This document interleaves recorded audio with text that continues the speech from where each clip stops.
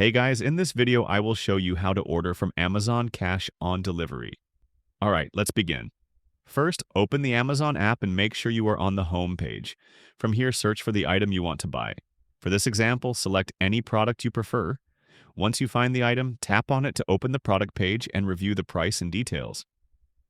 Next, tap on the Buy Now option. After that, Amazon will ask you to confirm your delivery address. Select the address where you want the item to be delivered and continue. Once the address is confirmed, you will be taken to the payment section.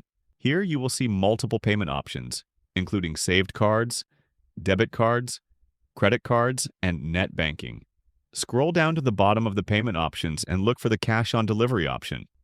Select Cash on Delivery and tap. Continue to place your order. Your order will be confirmed, and you will only need to pay once the item is delivered to your home. So that's basically how you can order from Amazon Cash on Delivery. That's it for this video. Thanks.